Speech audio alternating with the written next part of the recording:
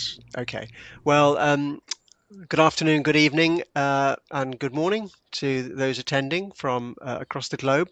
Um, we're very fortunate today to have Professor Ming Du, who is a colleague of mine in the hematopathology community. He is a professor of hematopathology in Cambridge, where he runs molecular diagnostic facility for hematology.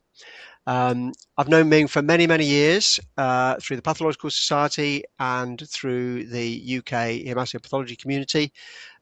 He has his research has been focused on molecular aspects of B and T cell lymphomas, particularly molten lymphomas, and he did seminal work in defining the molecular landscape of molten lymphomas a couple of decades ago now.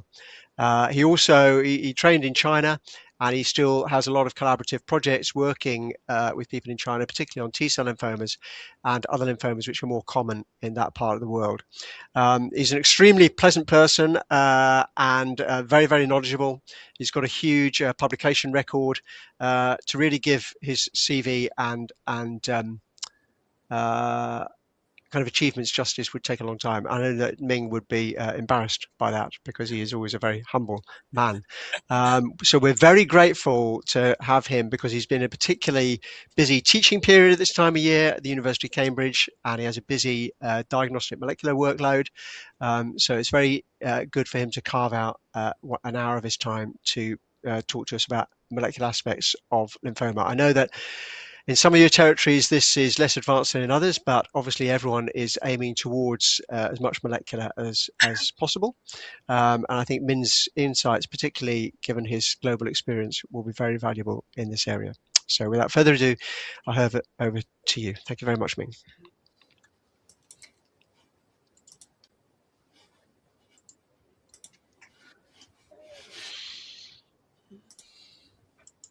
Okay, thank you so much, Richard, and for your very, very kind introduction. And I'm really very delighted to be here to meet you online and to talk, my favorite subject and molecular hematopathology. And given, let's say, the lymphoma is such a vast and area, both for diagnosis and research, and there are more than 130 entities in the WHO 5 classification. And so I think what I mainly to really cover some practical issues and how we do using molecular and diagnostic tools and for diagnosis, and so that would using examples to illustrate and how we apply the molecular diagnosis in differentials between the reactive and malignant, and also how we do classification, subclassification. And finally, I'm going to touch, and again, this is very growing area, so important, and so how we apply molecular, let's say, in terms of prognosis and treatment stratification. Okay, and for HemPath, I think we are very fortunately, and we have an antigen receptors, so therefore we can utilize antigen receptor for clonality analysis. And in addition, we have so many known genetic change and for a long time. So all these, genetic, normal physiological genetic antigen receptor rearrangement or somatic genetic alterations and play very important roles in our routine and hematopathology diagnosis. So if we look at antigen receptor clonality, I think most of the labs worldwide, and we probably let's say using the Biomed2 and protocols. Certainly this is the methodology we have been using since 2003. So this is being validated by the European clonality groups, and for immunoglobulin heavy chain and rearrangement analysis, there is a total of 8 reactions, and for TCR gene rearrangement, now the in vivo scrap and using a single tube and to amplify the T cell gamma. And I found this is really quite useful.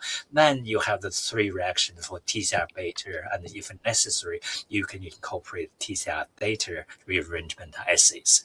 So this is based on different PCR reactions, but there is a single, PCR amplification protocols.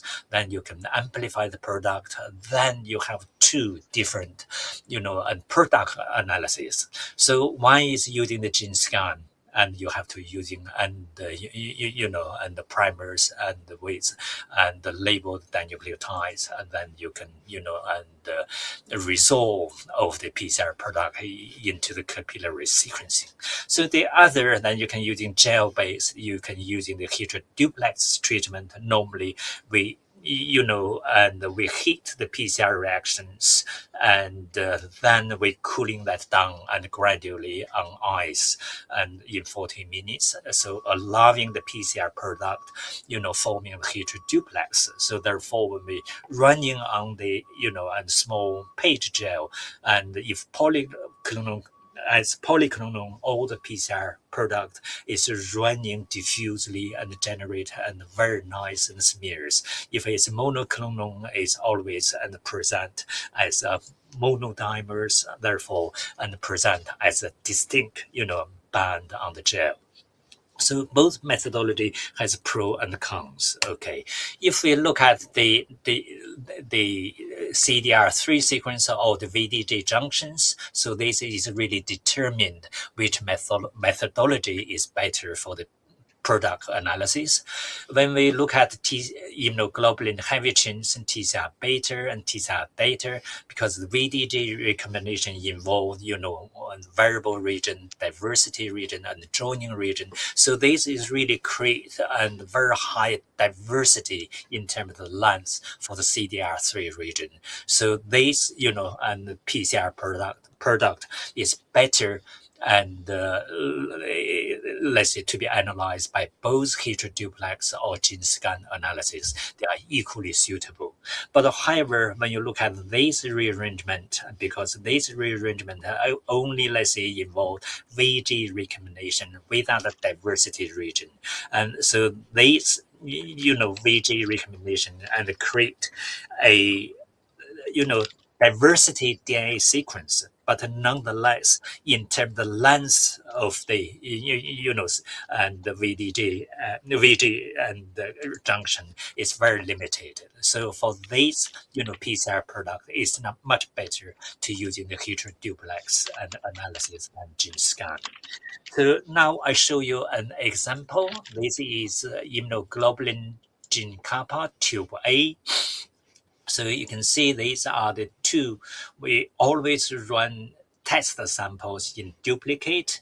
And so these are the polyclonal control. Then you can see our test samples and also polyclonal controls, and they show a very striking and monoclonal peak at 146 and BP. And so based on this profile, it's very much difficult to tell and whether our test samples are monoclonal or polyclonal, because all these VG and the rearrangement have very limited, diversity in terms of length. So therefore, and they running together on the gel and running together on the capillary and sequencing. So giving rise a very sharp band of 148 base pairs. But if you do heteroduplex analysis for this, so here it shows you the polyclonal control, then you can see it's really running as a smear. But our test sample now and giving rise to a very bright homodimer. So these indicated our test samples, they are monoclonal. So this is really a good example and to show and what are the and I think there's some background from someone. If you can switch off your microphone, that would be very much appreciated. In addition, and for the immunoglobulin heavy chains and immunoglobulin gene rearrangement, and so different tube reactions and giving rise to different and efficacies for detecting clonal and B cell population. So, for example, these are the individual reaction tubes, and then they can demonstrate, monoclonal rearrangement in, and a well characterized and B cell lymphoma samples. Then you can see they giving the variable and let's say detection rate, and for the lymphoma specimens. So therefore, in the practical, we really need to combine all these different reactions and together. So the detection efficacy is also depends on the lymphoma subtype. So for example, like mantle cell lymphoma in blue, we know mantle cell lymphoma deriving from the mantle zone B cells. Most of them they haven't gone through the germinal center reaction, so therefore no somatic mutation in their rearranged immunoglobulin genes. So you can see the heavy chains, and then you can detect 100%, rearranged immunoglobulin gene in mantle cell lymphoma. But in contrast, when you look at the follicular lymphoma, the red bars, the heavy chains, then you can see it's really a for detecting rearranged immunoglobulin gene in follicular lymphoma. So the reason for this is really due to the somatic hypermutation, which occurred in the immunoglobulin gene that abolish all the primer binding. Okay, so for follicular lymphoma, so therefore we really need to including light chains, because the light chains is less affected by somatic hypermutation. Therefore, we have more chance to amplify the light chain than the heavy chains. Okay, so we have many years ago, and we have a focus study on follicular lymphoma. We tested and large series of follicular lymphomas for the B cell clonality analysis. You can see the efficacy individual tubes, and both, and the kappa lectins, and they're really giving the best detection rate. If we combining all these and together, and both kappa lectins, you upper to 86% in, and further, combining with heavy chains, we can, reach to above 90%. So therefore, in the reality, we really need to, combining different reactions together for demonstration and clonality. So here is one of the typical case, and you can see here if you were using the FR1 to GH primers, then we can amplify and rearrange immunoglobulin genes. And so this is showing the clonal, homodimer. But if you look at the FR2 and the FR3 primers, there are multiple mutations, and particular mutation at the 3' or the primer end. So these mutations really abolish all the primer binding. So therefore, then for FR2 to GH, FR3 GH, we can't detect clonal rearranged immunoglobulin gene in this follicular lymphoma. So as I emphasized, and when in the practicals, we normally combining of these different reaction tubes. I think this really very much depends on your own experience and, how much of the time and also finance you have, then you can determine and how you combine this together. So in the past, we normally run the heavy immunoglobulin FR2 to GH plus and IG kappa A and B, but now simply we run them on all together and at same time, and in order to save manpower. And when you look at when you're combining different reaction together, this also have a confirmative result from more than and one or two PCRs, and so these really give you and confidence in calling this clonal rearrangement, because sometimes one of the PCR may give you a weak evidence of clonal immunoglobulin gene rearrangement. If you have the second PCR confirm the similar finding, so this would boost your confidence and for the reporting of the clonality result.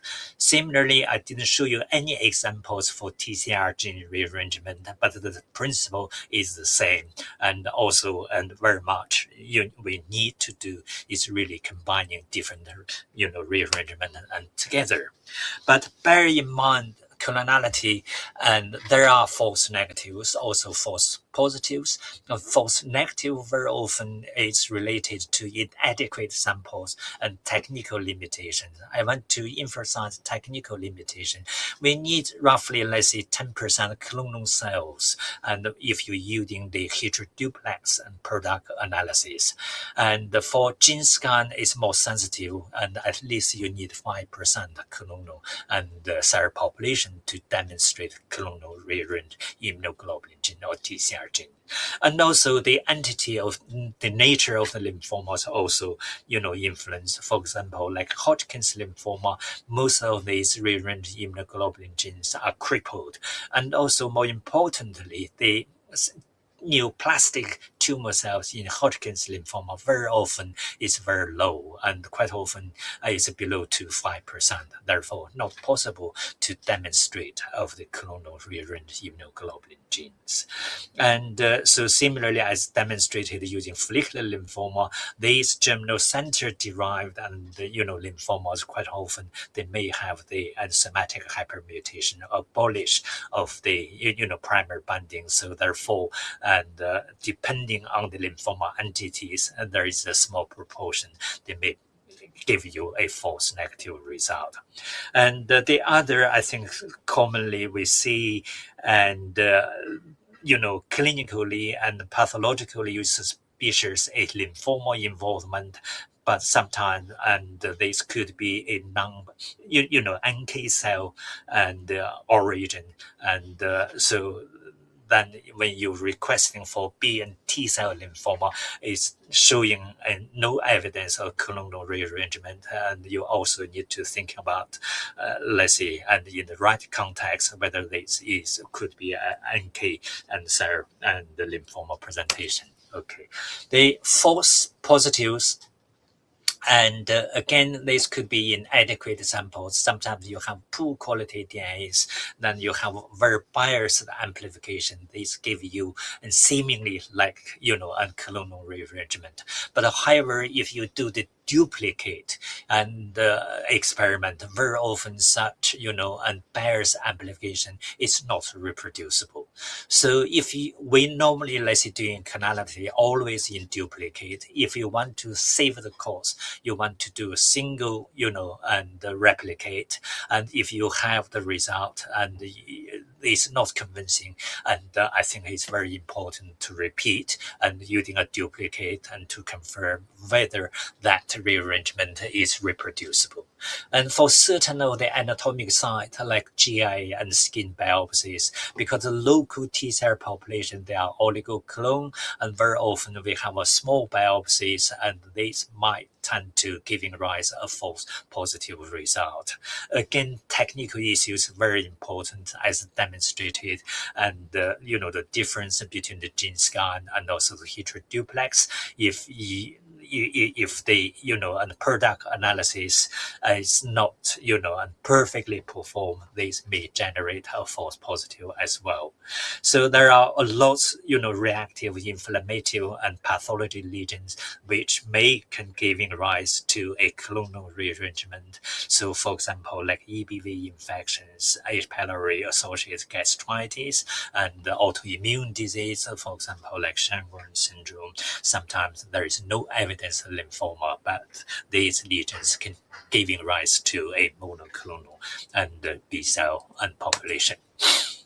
So now I'm moving to the other genetic analysis, particularly focused on the chromosome translocations, because many of these entities has very high frequent translocations when you're detecting these chromosome translocation, which may be useful for diagnosis and differential diagnosis. So for example, like follicular lymphoma, mantle cell lymphoma, and Burkitt's lymphoma, then they have characterized and mutation translocation associated with these lymphoma entities. Okay, so for multiple lymphoma, then we have quite a few translocations, but these translocations relatively and site dependent. I will come back to this diagnoses again, and for anaplastic large cell lymphoma,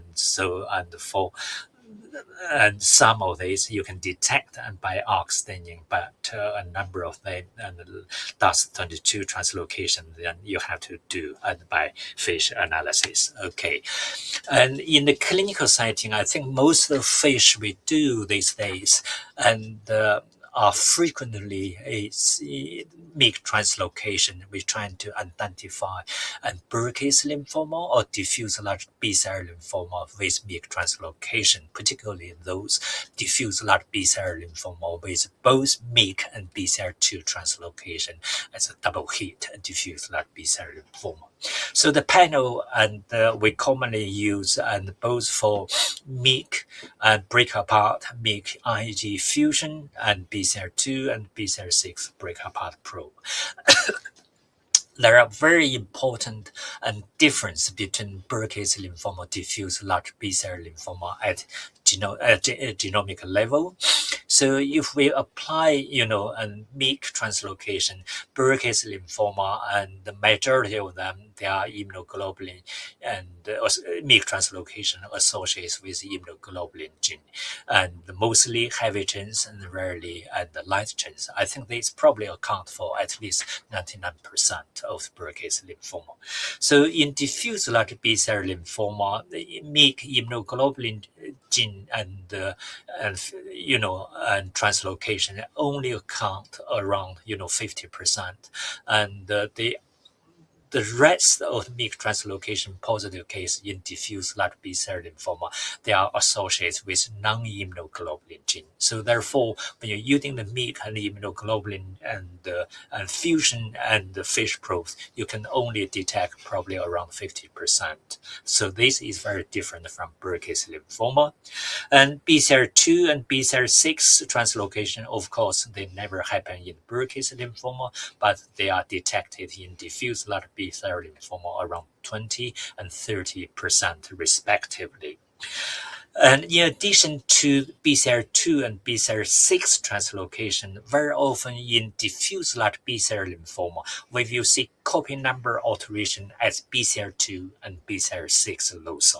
Okay, and these, you have to talking to your molecular team, and they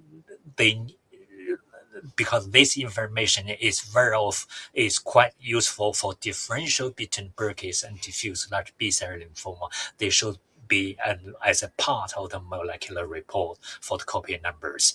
And in Burkitt's lymphoma, because when you look at the genomic alteration, very often it's simple and the alteration. There are no extensive genomic copy number alterations.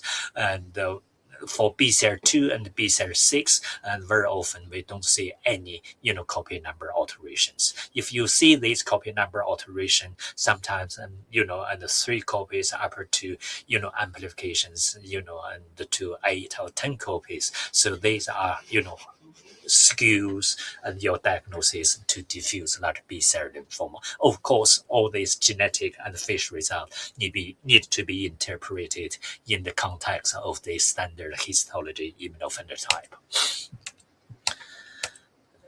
And so here is demonstration of these, typical fish patterns, and with MYC and break apart, and you can see the green and the red signals, they are separated.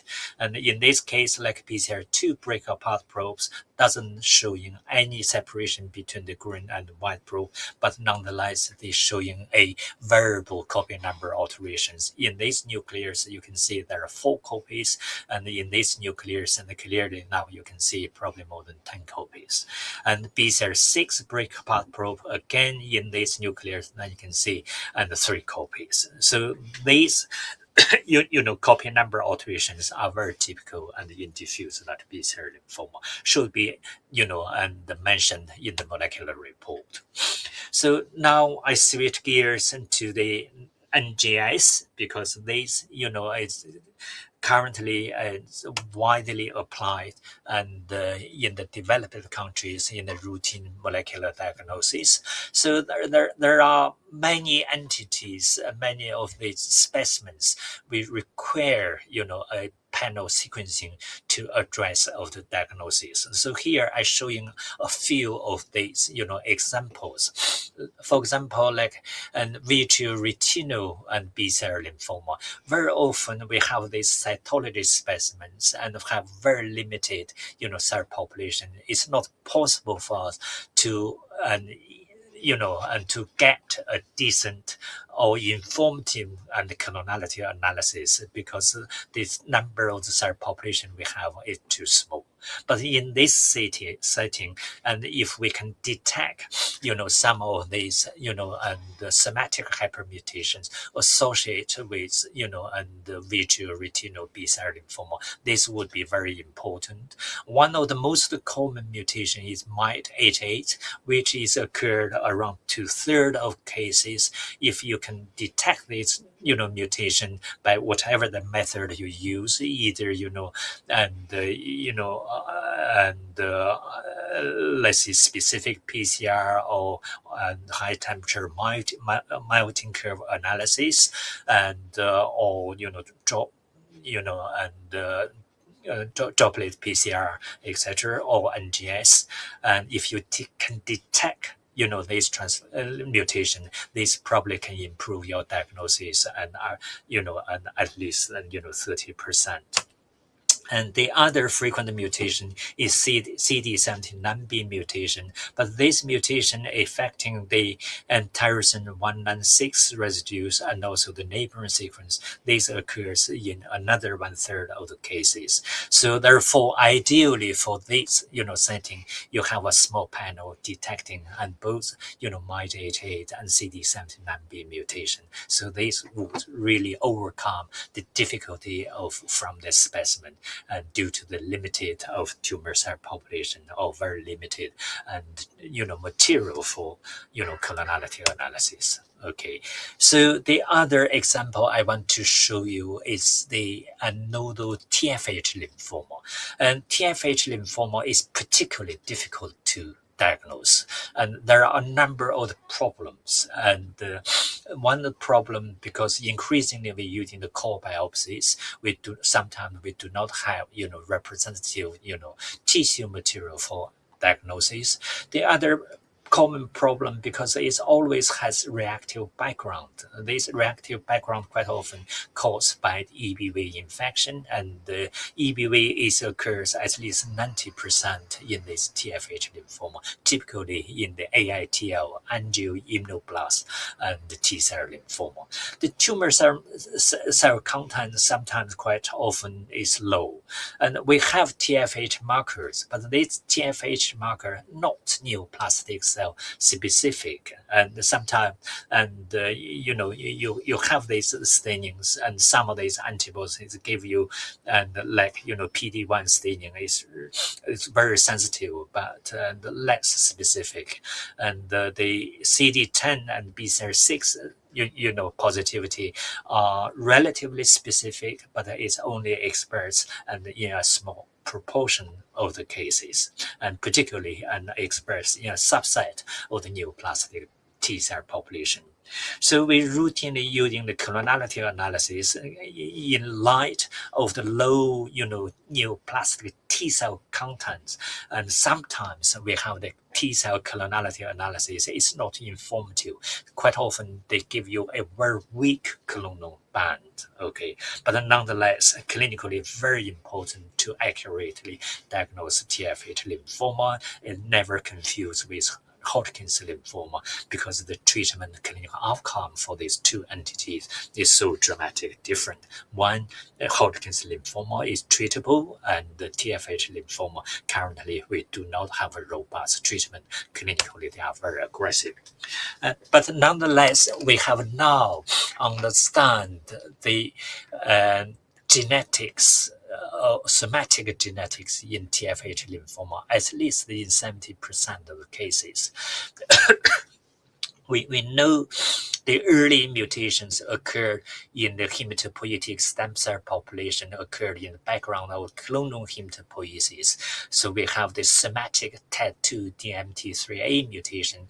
They are occurred in hematopoietic stem cell population. So these stem cell populations, then they can giving rise to, and both B and T cell lineage. So therefore, the TAT2 mutation would be carried and both in the T cell lineage and also in the B cell lineage. So if in the T cell lineage, if and these T cells acquired further and the lymphoid specific or lymphoma specific mutations like ROE mutations, IDH2, VAF1, or others relatively infrequent, PLCGAM1 or CD28, and then they will push and the T cells towards TFH differentiation and gradually forming a TFH lymphoma. Okay, so based on this and the stepwise accumulation of the genetics, then we can really using that for the early detection and differential diagnosis between TFH lymphoma and others. So this is one of our early studies. We explored whether we can using the ROE mutation for early detection, and 70% of the cases they carry the ROE mutation. Most of those ROE mutation they affecting the nucleotide G50, causing a GTT and and the nucleotide change. So we have devised a very sensitive PCR to detect this ROE mutation using a Teichmann PCR approach. So here is the cases. We have a longitudinal follow-up in the middle here, and these are the time points, and we can, based on the histology and molecular analysis, we can confidently diagnose TFH lymphoma. But before this, these represent the early biopsies at that time, and we have the biopsy, but there is no evidence to diagnose a TFH lymphoma. So therefore, patients will be continued and follow-up.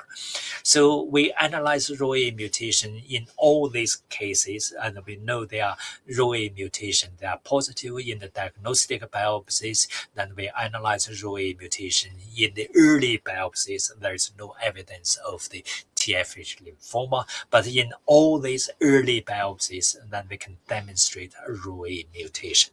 So therefore, even based on the ROE mutation alone, then we can certainly detect the early lesions carry the ROE mutation. So that would raise the alarm.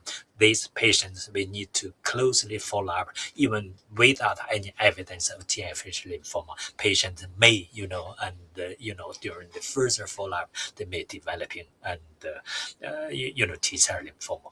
So you can see here in some of these cases, and our early biopsies is really a few months before the diagnosis of lymphoma. These, cases probably represent our early biopsy not good enough, and these core biopsies and all, biopsy of the lymph nodes not representative. So therefore, we can't, and confidently diagnose, and T cell lymphoma. Again, this is highlight the issue and in diagnosis TFH lymphoma. So here I have a case to show you. It's a very interesting case. The case referred to my colleague and Ayoma Atigali at the Royal Marsden Hospital. So patient is 67-year old female and showed a generalized lymphadenopathy by lateral pleural effusion, no B symptoms, and PET-CT confirmed small volume of the lymphadenopathy and above and below the diagram. A growing lymph node and was removed and reported locally as reactive. And 10 months later, the patient presented cervical lymph nodes enlargement, and this was removed, and then this was referred to my colleague at Royal Marsden Hospital. So here is the cervical lymph nodes and incision biopsy. Then you can see the lymph node structure is totally effaced and replaced and by the B cells, and some of them showing the plasmacytoid and differentiation mutation is highlighted by the CD and 138 and staining. And so there are plenty B cells and diffuse and proliferation. And also CD21 highlights of the follicular dendritic cells. There is no, evidence of the FDC expansion. And so the B cells, and they are negative for GC markers, and EBR is also negative. And so based on the morphology and the immunophenotype, and so this is highly suspicious a nodal marginal lymphoma. This is also confirmed by the clonal bond with FR3 to GH-PCR. At that time, TCR clonality was failed due to the poor quality DNA. So the provisional diagnosis is really nodal marginal and B-cell lymphoma.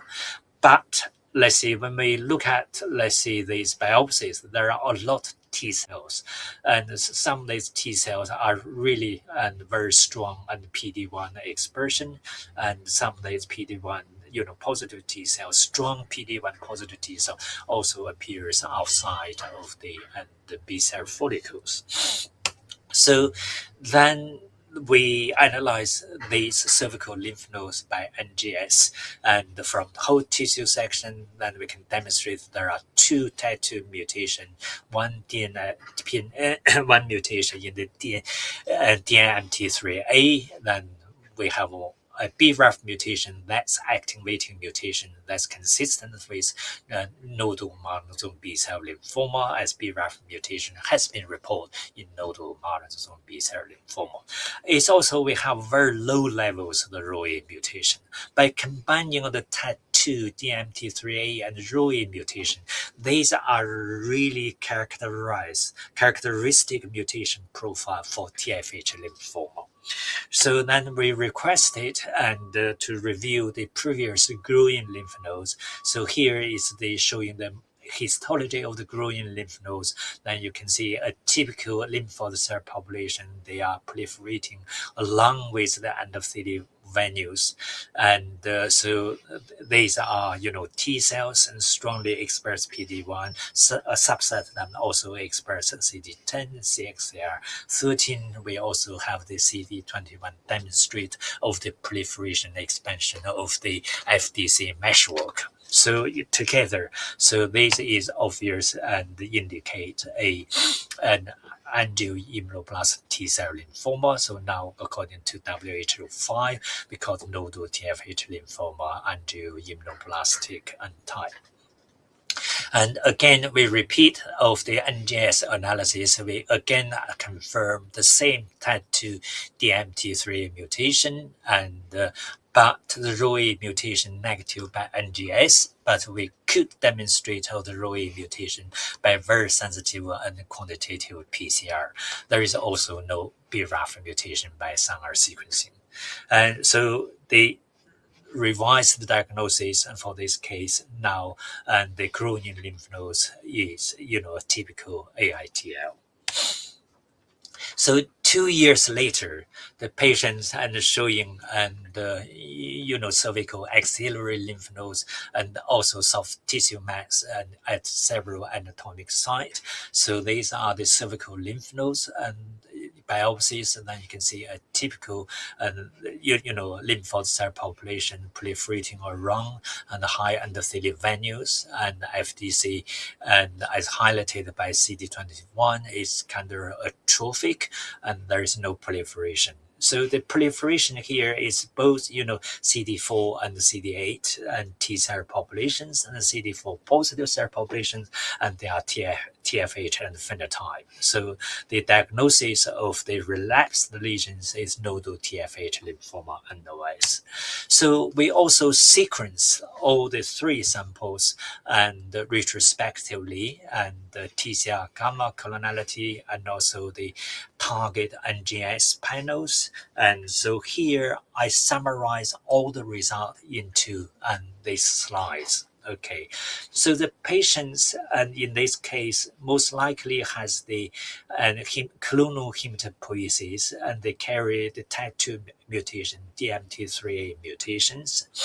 And from this clonal hematopoiesis, and the patient first presented as a growing lymph node enlargement, which is showing an angioimmunoblast T cell lymphoma. So in these lesions, there are probably, let's say, two rearrangements. So these two, TCR gamma rearrangement probably represent biallelic rearrangement. Okay, and the ROE mutation here, the VAF value is really very low and doesn't match of the tumor cell content in the AITL. But nonetheless, the ROE mutation together with TAT2 mutation indicate these are the genetic evidence of pathogenesis of the TFH lymphoma.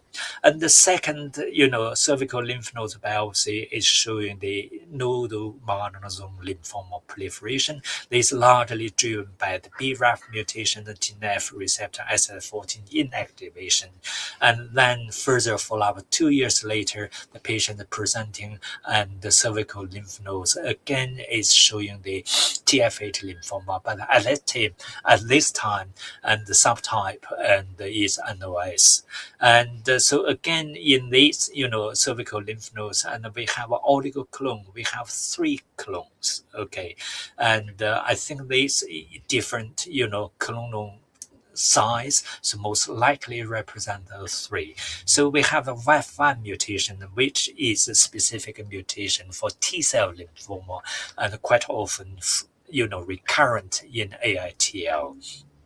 And again, the ROA mutation is really at a very low VAF value. So therefore, in this biopsy, probably we have a very dominant neoplastic T cell clone, and which containing a VAF1, but also we have a baseline, a T cell population which is carry the ROA mutation.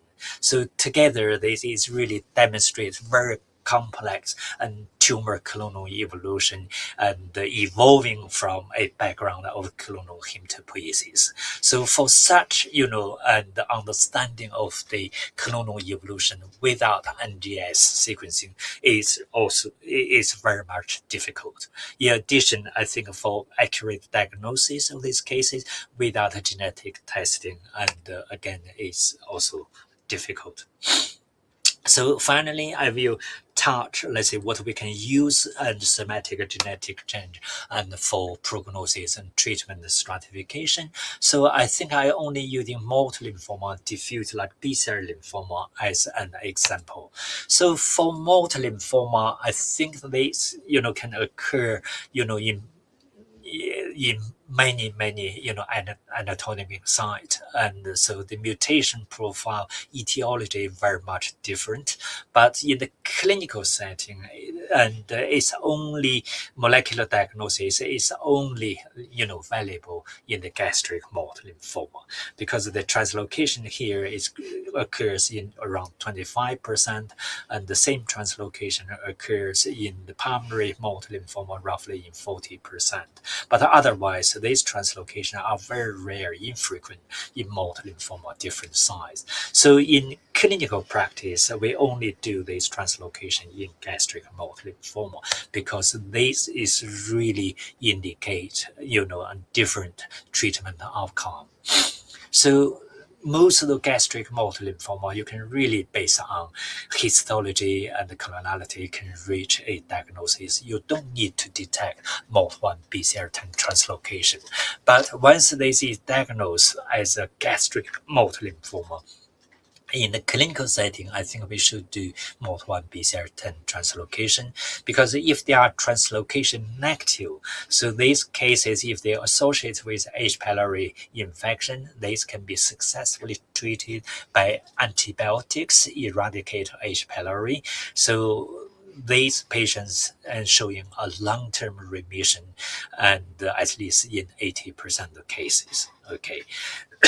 And if this translocation positive, and this tumors, translocation positive lymphomas, and in most of the cases, they do not respond to antibiotic therapies. But we need to and using antibiotic therapy to eradicate H. pylori, but at the same time, we may consider, chemotherapy or radiation therapy, depending on the local expertise to treat this lymphoma, because we know, and most of them, they will not respond to H. pylori and eradication alone. So in diffuse large B-cell lymphoma, this is more complex, and because this is very much heterogeneous and disease is with the basket. So we know MYC translocation occurs around in 10%, and among 5% of these, and diffuse large B-cell lymphoma, they carry both MYC and BCL2 translocation. We call double hit, and this double hit and positive diffuse large B-cell lymphoma showing and more aggressive clinical outcome, and most of them, they do not respond to the current and R-CHOP and therapy need, and consider alternative therapeutic approach.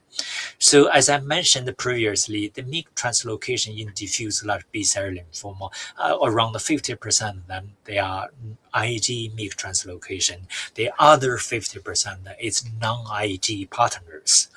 And so here is stratified according to the MYC translocation partners. If we look at the overall survival, so these lines represent of double hit cases and with MYC translocation in association with immunoglobulin gene, then you can see these are showing much worse and clinical outcome. And for those double hit case with MYC translocation, the green line associates with non-Ig and as a partner, then you can see their survivals very similar to the other low and the subtypes of the diffuse large B-cell lymphoma, and very similar to the other conventional GCB diffuse large B. So what's and we should know about MYC translocation in diffuse large B-cell lymphoma, and I think in the non-Ig MYC translocation now, from the literature, there are half dozen of these non-immunoglobulin gene and involved in non-Ig MYC translocation, and but in contrast with Burkitt's lymphoma, we know in most of the cases, they always associate with immunoglobulin heavy chain or light chains. So there is a big difference in the partner between diffuse large B and Burkitt's lymphoma. And I think in diffuse large B-cell lymphoma and Burkitt's lymphoma, and the MYC translocation most likely is mediated by class switch, mediated by ACE and overexpression and the germinal center microenvironment.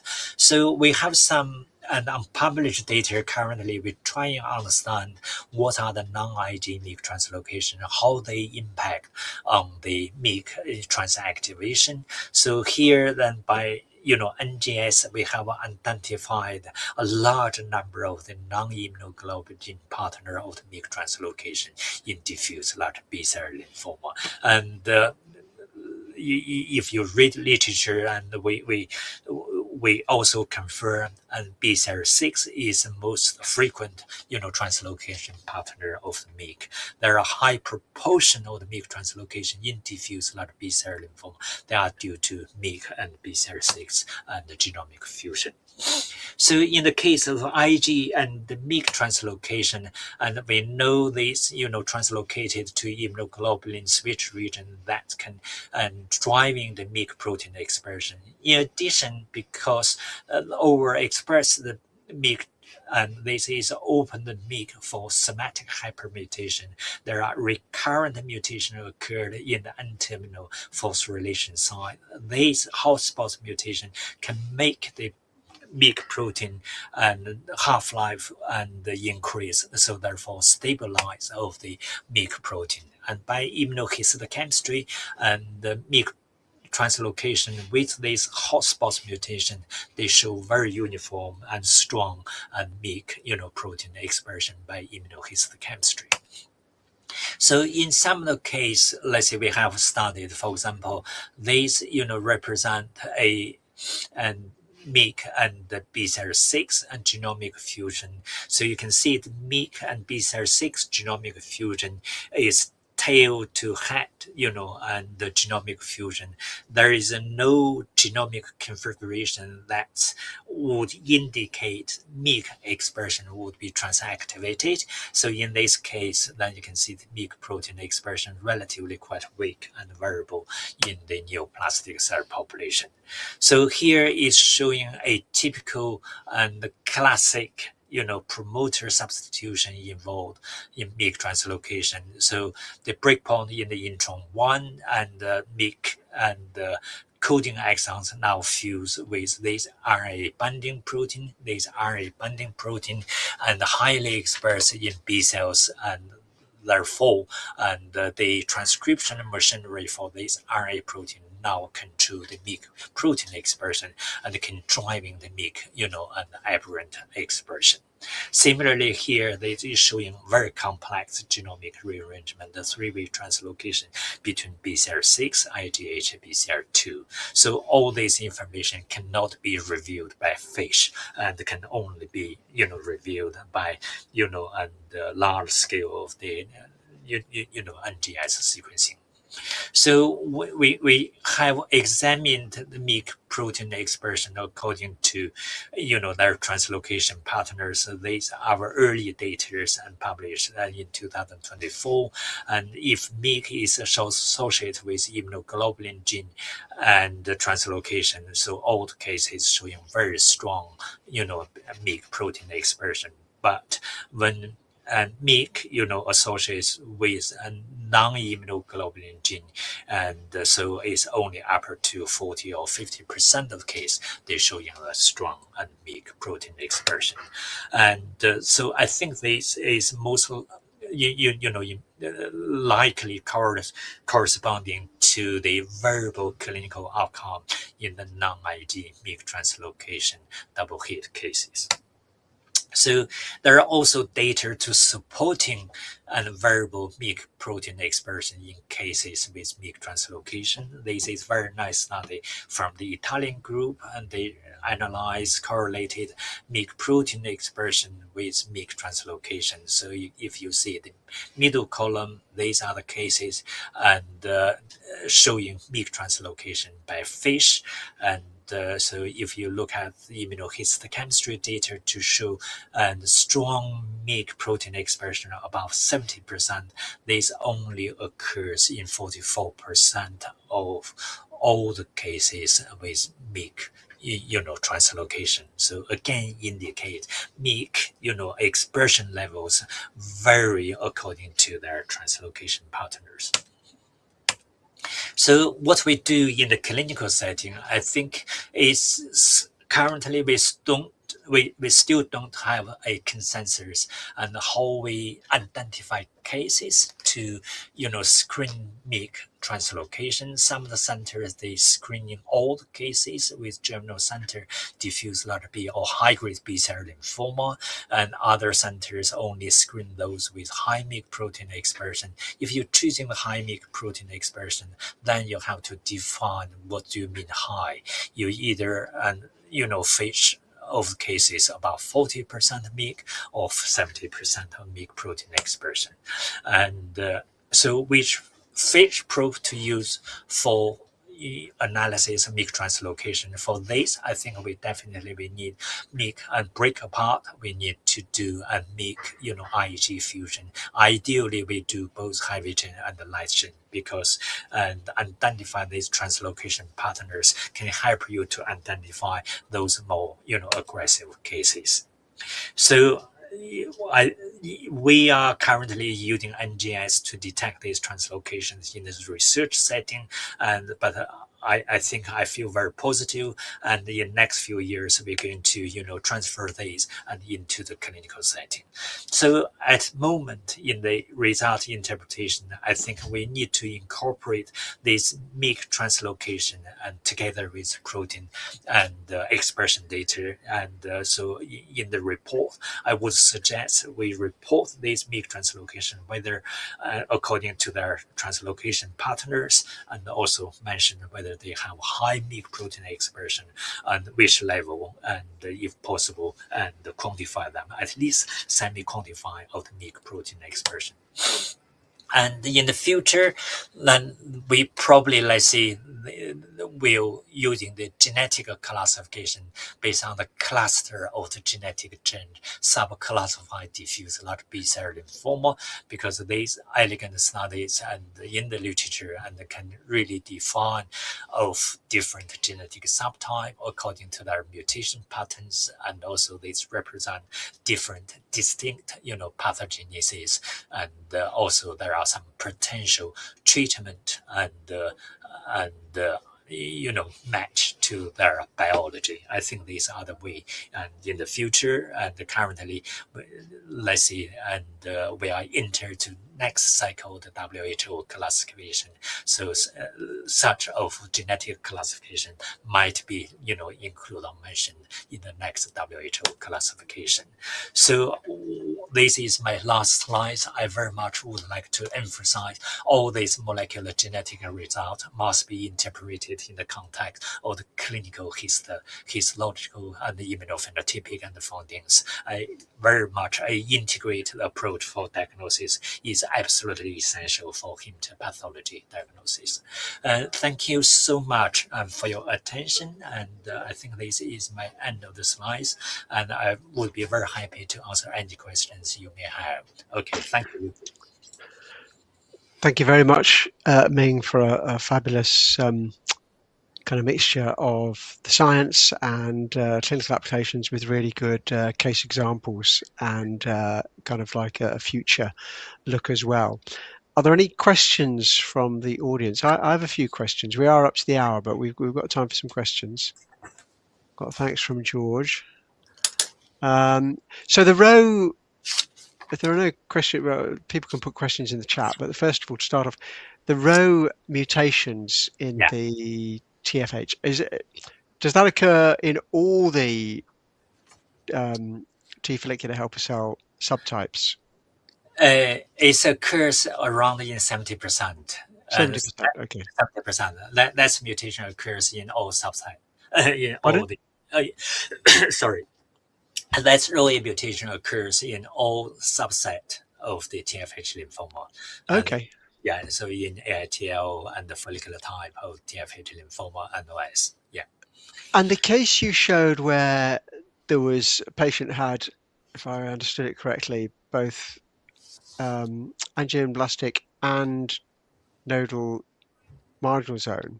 Yeah. Do you think that with increased detection of early stage TFH lymphomas using the Rho mutation, that there may be a biological link between angioblastic and nodal marginal zone, or is it just coincidental in this case?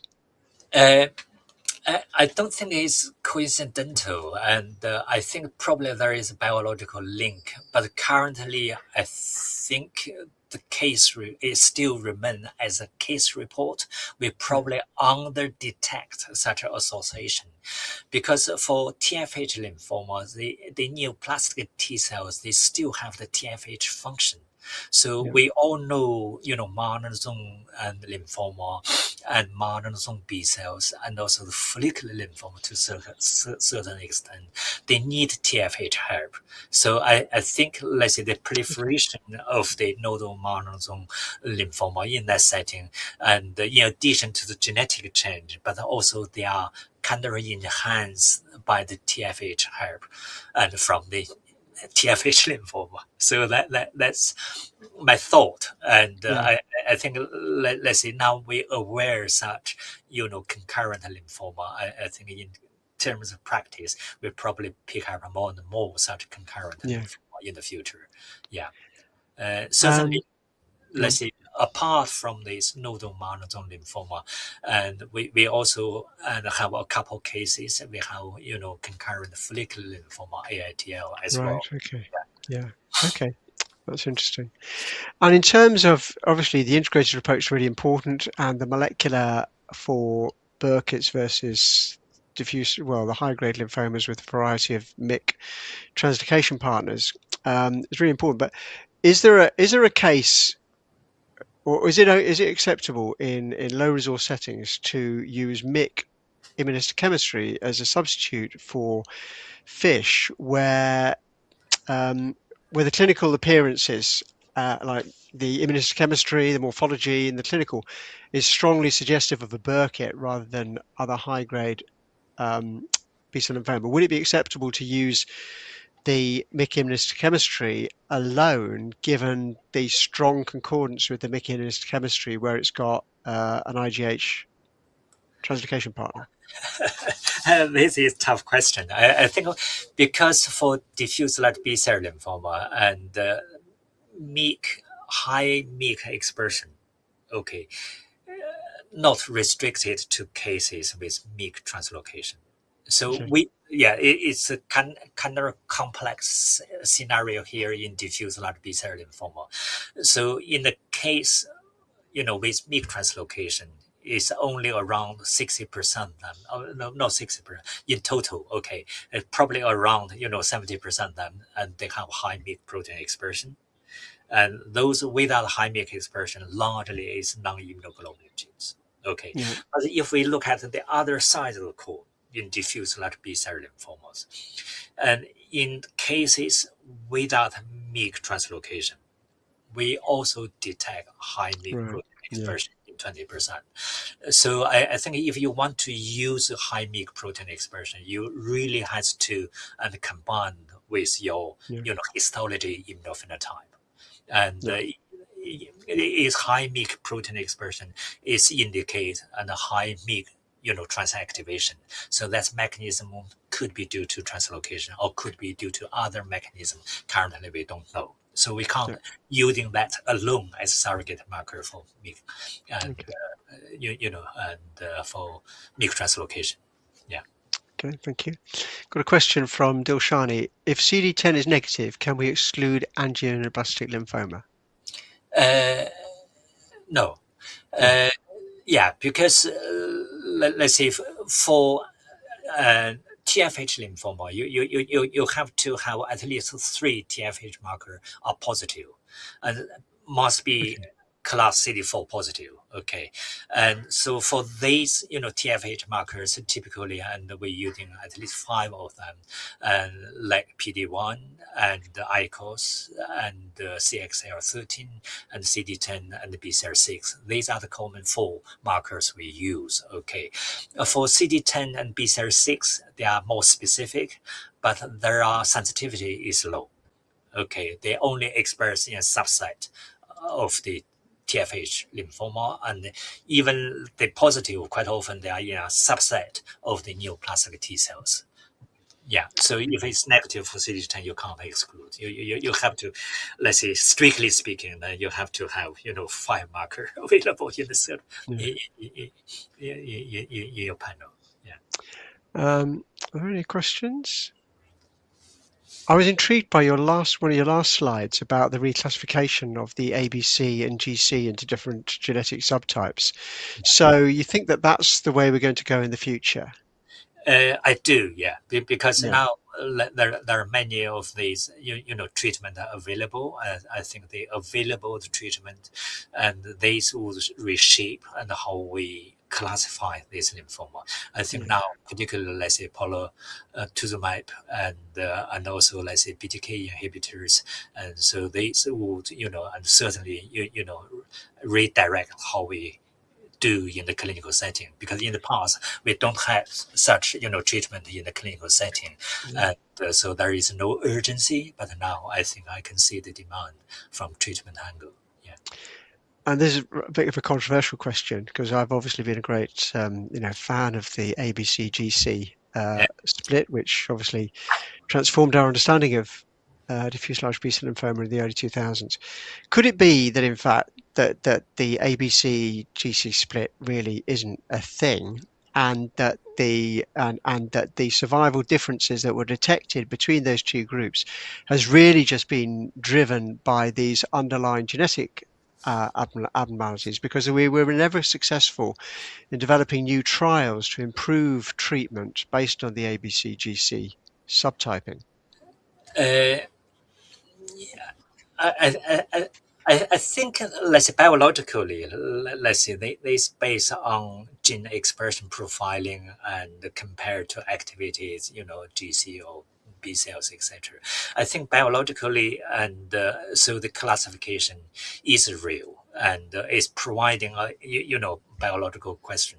But again, within the GC, within the ABC, it's still a heterogeneous and genetic change. So that classification is still a binary, and there's still a crude classification, although we based on the molecular, and the gene expression profiling. So, for example, let's say when we look at the GCB, diffuse large B-cell lymphoma, there is a very aggressive subset we call molecular high grade.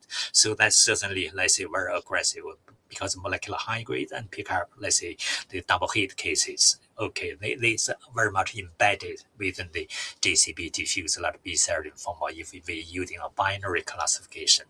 And for ABC diffuse large B-cell lymphoma, certainly I think if you look at, let's say, BTK inhibitors, and if you look at Phoenix trials, I think that would provide a guidance and whether we using the BTK inhibitor. But on the other hand, majority of the ABC diffuse large B are a MCD, MYT88 and CD79B mutation cluster. Yeah. So I think, let's say, pushing next level to the genetic classification will bring more precision in lymphoma classification and a better, I guess, let's say, prognostic indication. Okay, thank you. I think we'll just take a final question again from Dilshani. Is CD30 positivity significant in T-cell lymphoma? I guess you got the anaplastic large cell lymphomas, but beyond that? That's a big question. Yeah. I think beyond that is also there are CD30 positive and proliferative disorders, etc. I think CD30 positivity, Of course, yeah. yeah, there is just a marker of the T cells activation. So when you're using that, we can't using CD30 and just trying to define a lymphoma entity. Then you have to base on a whole spectrum of the histology, immunophenotype. Yeah. Okay. Thank you very much. It's over the hour, and I know you're extremely busy, so thank you very much for your time. Okay, thank you, Richard. Thank you, and thank you everyone for your continued engagement with the program. Next week it's back to me, and I will again be doing hemopath, a mixture of some trianstrophines and lymphomas. The week after is a colleague of Professor Du, Professor Swire from Cambridge, again a long-term colleague of mine through the hemopath community, and she'll be talking on EBV associated lymphomas, which is an excellent speaker, as is Ming. That will be so for everyone in the global south. It'll be the same time each week on a Wednesday. Once we move into April, we will change in the UK and possibly North America to our summertime, but otherwise the time in Nairobi, Lusaka, and other territories around there remains the same. We don't change your time, we change our time as our clocks change, because we know your clocks don't change. So thank you very much. I'll let you go, Ming. Thank you very much, and I look forward to meeting you in person as soon as possible. Thank you very much, Ava, for all your help too.